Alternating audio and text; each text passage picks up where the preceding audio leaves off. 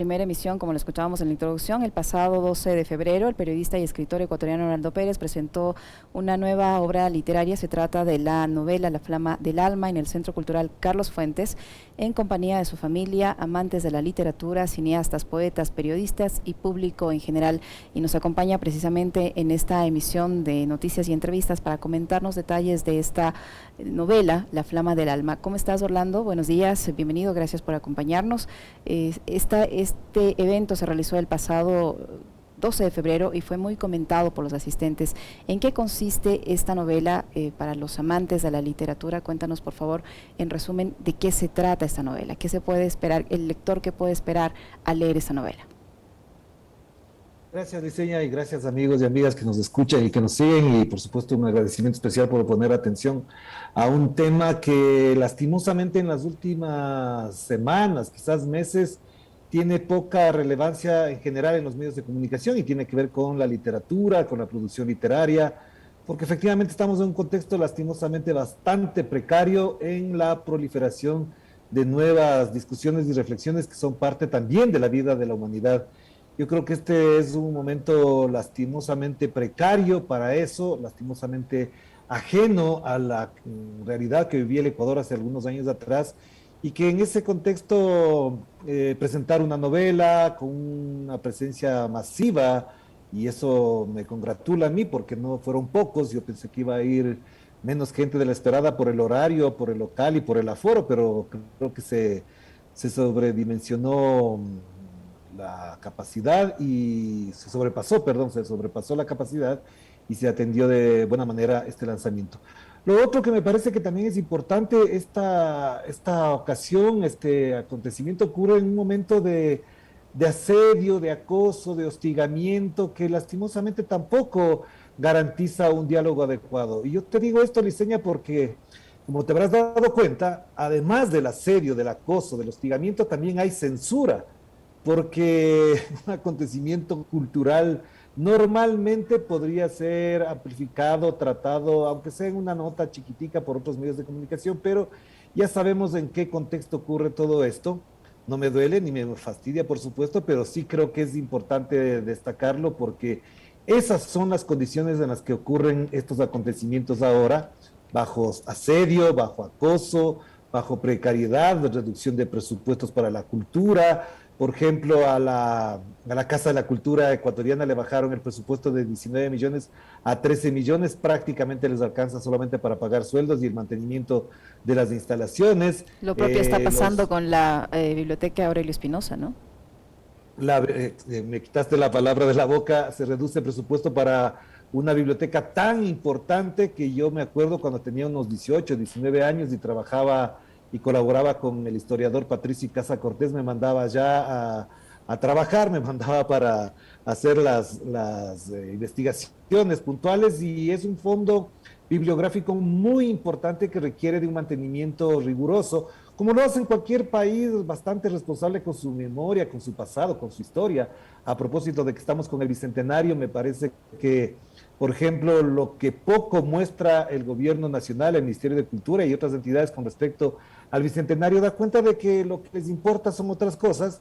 Y en concreto, para añadir a algo con respecto al momento en que ocurre, también pasa porque parecería que es más importante tener 8.500 millones de dólares en Ginebra que solventar necesidades, y subrayo y pongo en grande necesidades también de orden cultural que tiene este país y que no pueden relegarse, porque, con esto cierro, evidentemente hay una práctica que en los años 90 era perniciosa. Si eres amigo del dueño del banco, te auspician el libro, la película, la obra de arte, la exposición, la obra de teatro.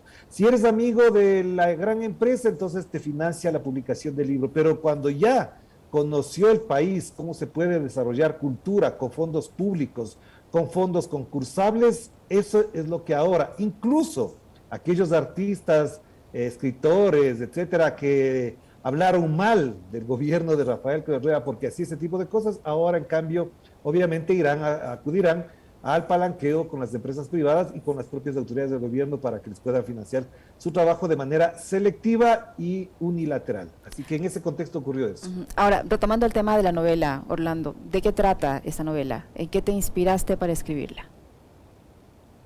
Bueno, no se trata precisamente de una inspiración ni nada por el estilo. Esto tiene que ver con lo que incluso el día de ayer pasó. Yo lo voy a decir con claridad.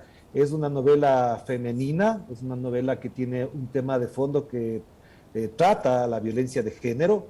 No voy a dar detalles porque si no, entonces hago lo que no gusta hacer, que es darles a los lectores el kit de la novela, pero sí tiene que ver con un personaje femenino que sufre un nivel de violencia de género, que no necesariamente es una violación o algo por el estilo para que se lo vea desde el punto de vista hasta ratos medio morboso o sensacionalista, sino que es otro tipo de violencias que se naturalizan en la convivencia cotidiana y que parecerían que pasan inadvertidas para muchas mujeres y para otros hombres, en cambio es normal, como lo que pasó el otro día con una periodista que para los periodistas que estaban ahí era normal decirle qué buena que estás. Entonces, como esas cosas también se expresan en la novela porque efectivamente en esta lógica de la violencia de género no hay necesariamente que hablar de actos sangrientos, sino que hay otro tipo de violencias que sí quedan marcadas para toda la vida en las mujeres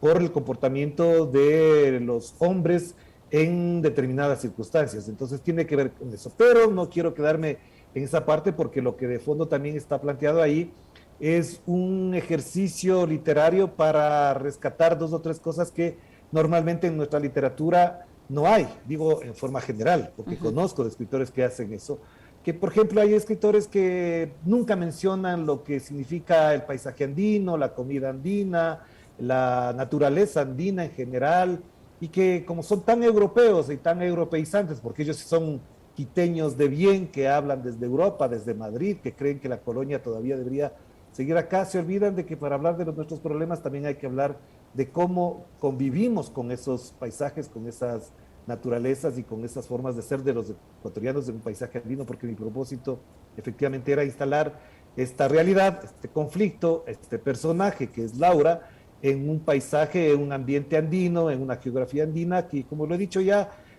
tuvo que ver, y ahí sí te puedo decir como inspiración, porque lo recorrí, lo viví, lo olí, lo vi, es la zona de Machachi, del Cantón Mejía, y también de Cayambe, que para mí, por supuesto, son dos escenarios geográficos y dos paisajes muy ricos en varias cosas, y de fondo estaba también ese ejercicio, esa necesidad de retratar de alguna manera esa realidad en ese espacio. Ahora, ¿por qué Laura es el personaje principal de la novela? ¿Por qué la llamas la loba? ¿Qué quieres expresar con esa definición al personaje Laura? No, ahí más bien era jugar con unas referencias literarias para quienes conocen la literatura, porque buena parte de la construcción del personaje también está dado por el estudio, por el trabajo de investigación que hice con respecto al tema de género, como te decía al principio, y también me dejé llevar mucho por el trabajo que hace Pincola Estés, una gran investigadora, escritora feminista que tiene un libro que toda mujer debería leer, que yo he regalado ya creo como 10 libros de eso a personas muy queridas, a familiares cercanos, por supuesto, que es Las mujeres que corren con lobos. Entonces ahí prácticamente había una referencia muy particular con respecto a esa personificación, digamos, de lo que significa mujeres que corren con lobos para poner en cambio, por el contrario, lo otro, las lobas. Eso es un juego literario. Y un elemento más de referencia tiene que ver con que el personaje deambula en esa búsqueda de un modo de resolver sus conflictos y lo hace como lo hacen las lobas, con sus crías y con sus allegados. Entonces no les advierto más de detalles, pero sí tiene que ver mucho con ese comportamiento también de las lobas. Ya. ¿Qué tan difícil o qué tan fácil, no sé, tú me contarás, es escribir en época de pandemia? ¿Cuánto tiempo te tomó escribir esta novela? ¿Y qué tan fácil o qué tan complicado puede ser hacerlo en un momento tan complicado como el que vivimos a nivel nacional y a nivel mundial con la pandemia, que ha causado consecuencias en distintos niveles, y yo supongo que también a los escritores les provoca consecuencias, les genera consecuencias? ¿Qué tan fácil o qué tan complicado fue para ti escribir esta novela en esta época? Bueno, esta novela estaba escrita en el año 2017, ya la primera versión fue escrita en el 2017, en el 2018 se hizo una nueva versión que prácticamente concluyó y yo creo que para mediados del 2019 tenía terminada esa novela. Yo lo que sí puedo contar es que durante el 2020 de la pandemia hice dos libros más, trabajé en dos libros más. No te olvides además que paralelamente al ejercicio literario he desarrollado algunas tareas de orden periodístico y de investigación. Se publicaron dos libros en aquellas épocas. El uno, La Revuelta de los Humildes, que fue un libro, un trabajo largo sobre lo que significó la revuelta del 2019, de octubre del 2019, que se quiere ahora denigrar, denostar. Incluso escucho ahí versiones raras de gente que dice que el narcotráfico se consolidó después del 2019. Si leyeran, si investigaran más a fondo, y les invito a que lean La Revuelta de los Humildes, que se escribió prácticamente en caliente sobre eso, obviamente sería otra la explicación, porque es una investigación bastante interesante. Y el otro libro que se hizo también, por supuesto, ya para el 2021, y digo paralelamente porque no he dejado de hacerlo, es el libro El peor presidente de la historia. Qué casualidad que del día de ayer ese peor presidente de la historia sale de la manera más cínica a hablar de que le están persiguiendo. Entonces, te digo de verdad, cuando ocurrió todo aquello de la pandemia, en medio de las angustias, de la incertidumbre que significa vivir en medio de eso, creo que es un buen estímulo para escribir. De verdad, es como lo que yo decía el sábado, cuando el ser humano, la humanidad o grupos sociales, grupos humanos entran en un nivel de, en unos límites de, casi que al filo del abismo, es donde más afloran los profundos sentimientos y afloran los resortes, las claves de la existencia humana, de los conflictos humanos, y a mí me parece que fue muy importante. Yo digo que el 2020, el 2021, además permitió a mucha gente, no quiero particularizar en alguien, sino a mucha gente pensar, escribir y además ser muy creativos con el significado que tiene el poder tener cercana el fin de la humanidad, el fin de la especie humana y del planeta. Por ejemplo, la película No mires para arriba tiene que ver mucho con eso también, aunque no estoy muy de acuerdo con el enfoque catastrófico que se ve ahí, pero sí efectivamente nos lleva a eso. Y yo creo que la escritura es parte de un ejercicio profesional, pero sobre todo un ejercicio mío de muchos años. Y durante esos 2 años también de pandemia escribí otro libro que está ahí, que está trabajado, que está terminado, que yo como siempre digo, escribo muy rápido, las primeras versiones, la primera y la segunda, doy a leer, pero en cambio me demoro demasiado en corregir. Entonces, La Flama del Alma se acabó en el 2018, me he pasado 2 años corrigiendo, revisando, dándole a otras personas la lectura y por Y supuesto cambiaste su agradecer. concepción inicial o no en ese proceso de corrección? Sí, bastante, porque la corrección te lleva a investigar más. Por ejemplo, yo comencé a investigar sobre los pájaros de la zona de Machachi, de Cayambe, del noroccidente, donde también se aloja en un momento determinado Laura, en un retiro, como ella dice, a una aldea ecológica. Estudié mucho eso, entonces algunas de las descripciones que hago de los paisajes, de las comidas, de los pájaros, de las aves, cambian en la investigación. Por otro lado, también, por supuesto, se cambian cosas en función de la estructura, que creo que es una de las cosas que han valorado quienes han leído en estos últimos días, que saben de literatura, que entienden profundamente el arte, de la artesanía de hacer la literatura, de hacer una novela, han valorado la estructura. Entonces ahí te puedo decir que el capítulo que era el final pasó a ser el antepenúltimo y el final no existía. Cuando apareció una palabra, que les doy una clave ahí, la palabra fósforos en una parte, ya entendí por dónde iba a tener que cerrarse la novela. Entonces la estructura te obliga a estar cambiando, casi como un rompecabezas, pones aquí una pieza, pones acá otro capítulo. Y eso que además es fascinante cuando terminas de hacerlo, cuando ya lo ves, en la práctica es un ejercicio agotador. Yo hago muchas anotaciones en una libretica que voy llevando, defino ahí hasta los zapatos que va a usar, la talla de los zapatos, de la ropa, del personaje. Y eso, aunque no aparece, me da la idea de cómo camina, de cómo se sientan, de qué comen, etcétera. Entonces es un trabajo ya de corrección que lleva mucho tiempo y de mucha paciencia. Entonces yo en las noches me dedico mucho a leer además otras cosas que tienen que ver con los temas y quizás aprendo, por ejemplo, cuestiones de psicología, de fisiología, de economía, de geografía, que es un tema que he estado estudiando por dos libros, el tema de la geografía, no sé cómo me apareció ahí, pero me he vuelto un casi aficionado a la geografía, conociendo cómo nació la geografía, los tratadistas, y por eso algunas referencias que hay ahí tienen que ver con eso, como haber estudiado geografía, cómo se entienden los relieves, las montañas, los grados de depresión de ciertas zonas, que no necesariamente se tienen que describir así, pero que entiendo que puede pasar para entender dónde coloco a un personaje con respecto a un ave o a una planta o algo por el estilo. Ujú. ¿Dónde se puede encontrar la novela la Flama del Alma? ¿Dónde los lectores pueden acudir para adquirirla? ¿Tienes también una edición digital?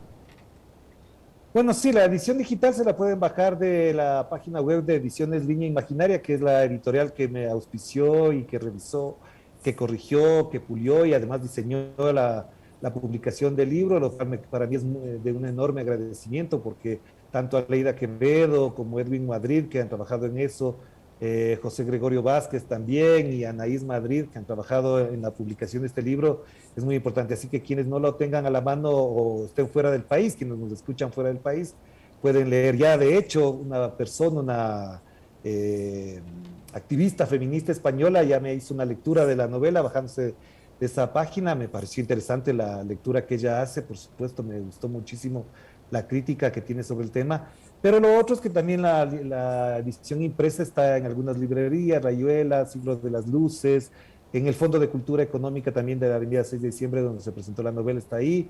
Vamos a hacer la presentación el 11 de marzo, si todo sale bien, en Cuenca, y el 25 de marzo sería en la ciudad de Guayaquil. Así que estoy muy agradecido, muy complacido de que la gente quiera leer esta novela. Los que han leído, entre ellos mi propio médico, que aparece como un personaje en la novela, ayer me decía unas cosas interesantes, lo cual digo que bueno que cada quien haga su propia lectura de la novela, porque él me decía unas cosas que otras amigas y amigos que han leído la novela me decían todo lo contrario, así que creo que es bueno que existan esas visiones y esas versiones de la novela. Y por supuesto también quiero agradecer a algunas personas que me acompañaron en la lectura de esto, personas conocidas, como ustedes saben, que leyeron en su momento, Andrea Ávila, que la revisó como 4 veces, me ayudó un montón para entender algunas cosas, Cristian Neira, que por ejemplo fue una de las personas que leyó al principio, en el año 2017 leyó la novela, me dio algunas ideas